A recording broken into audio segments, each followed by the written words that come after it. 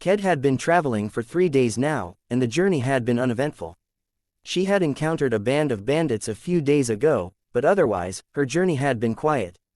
She hadn't seen any sign of civilization, and the weather had grown colder with each passing hour. The temperature was beginning to drop, so she pulled out a hooded cloak made of wolf fur and skin from her subspace. She had killed a wolf a few weeks ago, and she had used its fur to make a cloak, just to pass the time. It wasn't the most stylish garment, but it did the job. Her supplies were still plentiful, which was good. She had eaten a few monsters on her journey, but she had avoided the ones that didn't taste good. Ked had the unusual ability to eat almost any monster, even the ones that were poisonous or harmful to humans. Her body had developed a resistance to most toxins and harmful substances. The more she ate, the stronger her resistance became, and she even gained some skills, though most of those skills were useless in battle.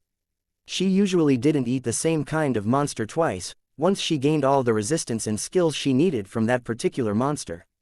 But there were a few exceptions. She loved to eat orc and rockbird, and she couldn't resist them whenever she had the opportunity. They were both incredibly tasty. Ked pulled her cloak tighter around her, the chill of the forest air seeping through the fur. Her supplies were still plentiful, enough to last for at least a week, but she knew she couldn't rely on them forever. She needed to find civilization soon, or at least find some tasty monsters to eat. She had been traveling for days. But then she saw smoke rising from the forest in the distance, a sign that there was a village nearby. She smiled, a small smirk playing on her lips. Finally, a village, she said to herself. Ked walked through the village, the cobblestone path leading her towards the heart of the small community. The air was filled with the scent of wood smoke and fresh bread, a comforting smell that signaled the presence of warmth and civilization. As she walked, she saw several girls, their faces alight with youthful energy, sweeping the cobblestones and cleaning the streets. A few of them were talking and laughing as they worked, and others were heading inside their homes. She saw some of the girls heading to a tavern, a small, wooden building with a sign hanging over the door that read, "The Rusty Mug." Ked, a young woman of 18, was small in stature, her height barely reaching the shoulders of most adults. She walked into the tavern, drawn by the sound of laughter and chatter. Inside, she saw several people, some looking like they were around her age, others younger. Her eyes fell on one girl in particular, a young woman with a staff leaning against her side. The girl had eyes sparkled with intelligence. She seemed to be in the midst of a lively conversation with a group of her friends. Ked smiled. 5 pairs of eyes turned to look at Ked as she entered the tavern. One of the men, a tall, broad-shouldered man with a friendly face, rose from his seat and approached her. "Hello," he said, his voice warm and welcoming. "I haven't seen you around here before. Did you just arrive in the village?" He was in his early 30s, with a few lines etched around his eyes, a sign of a life spent in the wilderness. "Yes, I just arrived. I've been traveling for a while," Ked replied, her voice soft but clear. "Is that so? Well, if you're looking for a place to stay, there's an inn near the Slayer's base," the man said. "It's a decent place, and they usually have rooms available." "Thank you," Ked said. "By the way, may I know your name?" "Oh, where are my manners?"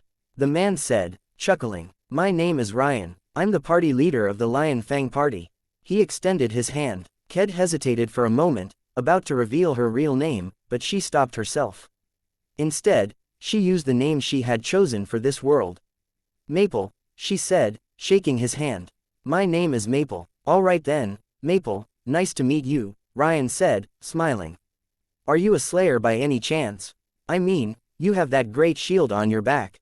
Ked frowned. She had never heard the term, slayer, before. She had spent her life in this world in the forest, and she had only recently left there. But based on Ryan's tone, she guessed it was something like an adventurer, a term she was familiar with from the anime and manga she used to read in her old world. "Sorry," she said, trying to come up with an excuse. "I don't know what slayers are. This is my first time leaving my home. I was born and raised deep in the forest. I've never really had any contact with the outside world." "What, you live in the deep forest?" One of Ryan's companions, a young man with a mop of brown hair, asked, his eyes wide with curiosity. "And you are?" Ked asked, her eyes shifting to the man.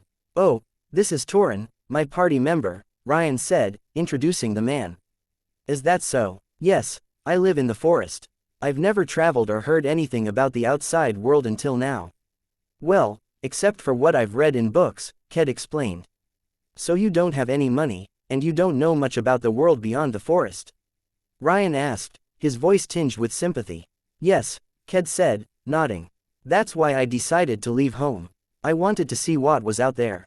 I took my grandma's armor and weapons and set out on my journey.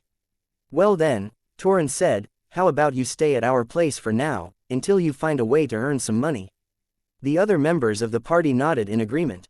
They left the tavern and walked to their house, a 2-story building made of wood and stone. It was spacious, with a large living room, a well-equipped kitchen, and several bedrooms. They had an extra room for guests, and they decided to offer it to Ked.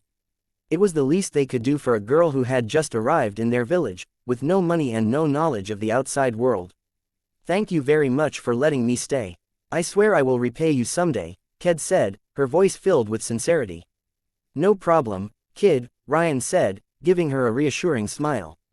Get some rest. He and the other members of the Lion Fang party left the room and went to their own beds.